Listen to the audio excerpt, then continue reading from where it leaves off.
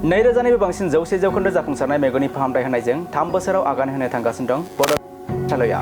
नंगौ 9,000निबो बांसिन मेगननि अपारेसन खालामनानै 100% जाफुंसारनाय मेगननि फाहामथाय होनो हादों उदालगुरि कलमायाव थानाय बड'लेण्ड नेत्रालया, जेराव गोदान गोनोखो मुगानि जौगाथाय मेसिननि गेजेरजों अपारेसन खालामनाय मेगननि मोनफ्रोमबो रोखोमनि बेरामनि फाहामथाय होनो हानाय गोहो आरो सुबिदाजों बुंफबनाय बड'लेण्ड नेत्रालया बेजों लोगोसे 10 मिनिटनि गेजेरावनो गोरोबनाय पावारनि चसमाखौ बाहायनायनि सुबिदा दं।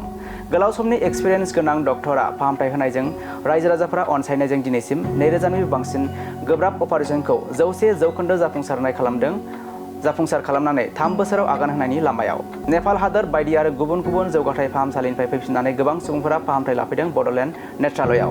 उदालगुरि जिल्लाजों लोगोसे आसामनि दाब दाब जायगानि मेगननि फाहामथाय लानो गोनां सुबुंफोरखौ बड'लेण्ड नेत्रालयाव फाहामथाय लानो हागोन होनना फोरमायो बड'लेण्ड नेत्रालयनि सोद्रोमाफोरा। तारमाने মই ইফতিখাৰ আহমেদ কনসালটেন্ট অপটোমেট্ৰিষ্ট হয়, সিনিয়ৰ অপটোমেট্ৰিষ্ট। মই 2.5 years ধৰি মই ইয়াতে আছোঁ।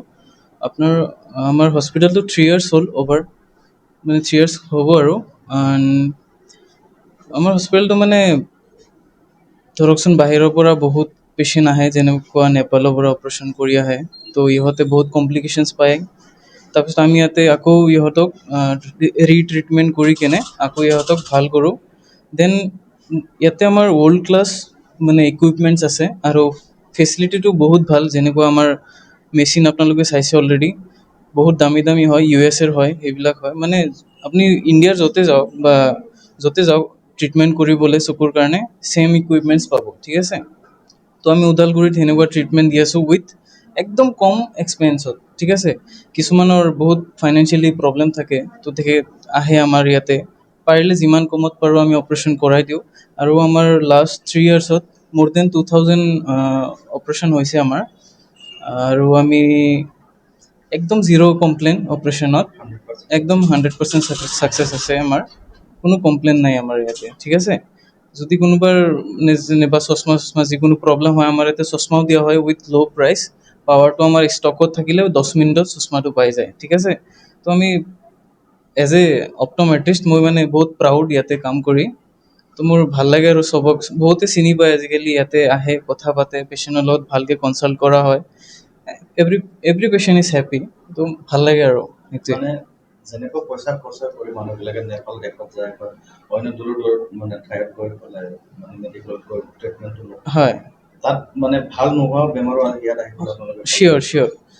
আমাৰ ইয়াতে ধৰকচোন নেপালত বহুতে যায়, অপাৰেশ্যন কৰি অকণমান কমপ্লিকেশ্যনছ পায়, পিছত যদি যাবও নোৱাৰে বা কিছুমানে গৈও হেৰি নহয়, আমাৰ ইয়াতে আহি কেনে আমি সেইবিলাক ট্ৰিটমেণ্ট কৰোঁ।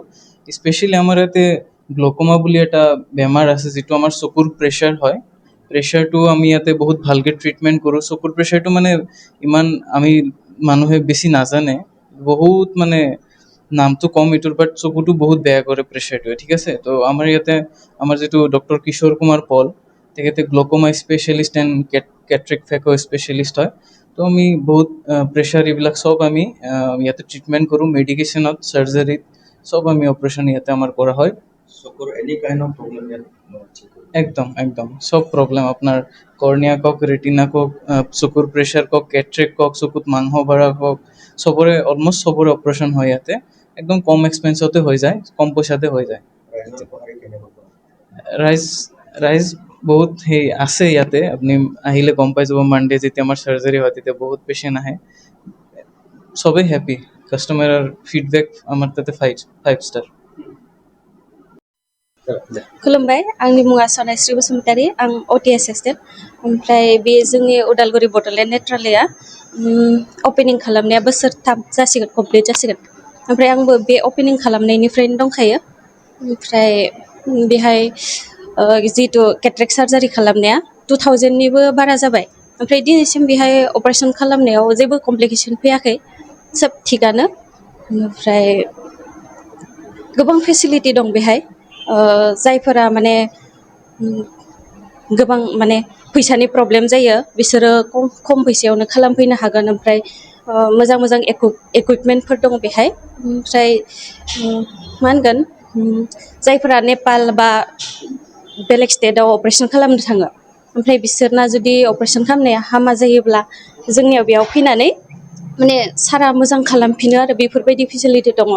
ओमफ्राय जोंनि बे सारनि नामा डक्टर किशोर पाल सारा बहुत बोसोर एक्सपिरियेन्स जाबाय बेनिफ्राय सारा दिनैसिम 25,000निबो बारा अपारेशन खालामबाय माने गुबुन रायजोआव गुबुन हादोराव थांनानै फैसा गारनानै नायहैनायनिख्रुइ बेयावनो औ बेयावनो मोजांसिन बेयाव फैनायानो मोजां खाथिनिफोरा माने बेयाव फैबाबो मोजां जागोन आरो रायजोनि अनसायनायफ्रा माबायदि मोननाय रायजोफोरा बेयावनो गोबां माने खाथि गोजानावथ' थांनो हाया नालाय बेहायनो खाथियाव फैनानै खालामफैनो हागोन मोजाङैहायनो उदालगुरि गलमासक आदसा ओरैनो मा माने नायनाय जायो बेयाव ओरैनो मेगननि मा माने बेयाव केट्रेक आरो केट्रेक फेक' खालामो बेनिफ्राय ग्लुक'मानि स्पेसियेलिस्ट सारा रायजोफोरनिथ' माबाफोर खावलायदों रायजोफोरा बेयाव फैनानै खालामफैनो हागोन अपारेशनखौ सोरबाफोर जुदि गोबावनिफ्राय नुवालासिनो दङबा अपारेशन खालामनो होननानै दङबा गुवाहाटि बा नेपाल बेबायदियाव थांनो होननानै दंबाय थायोब्ला बेयाव फैनो हागोन फ्रिबो जायो बेयाव फ्रि अपारेशन जायो फ्रि अपारेशन खालामोबा फैसा थाइसेबो नाङा मेडिसिन बेफोर गासैबो फ्रि गोजा बेसेबांसो दिनैसिमहालागै अपारेशन खालामखो आरो साक्सेस माबायदि बेयाव 2,000निबो बारा जाबाय 100% साक्सेस जाबाय एकदम 100% दिनैसिम जेबो नेगेटिभ मोनसे जेबो कमप्लिकेसन फैयाखै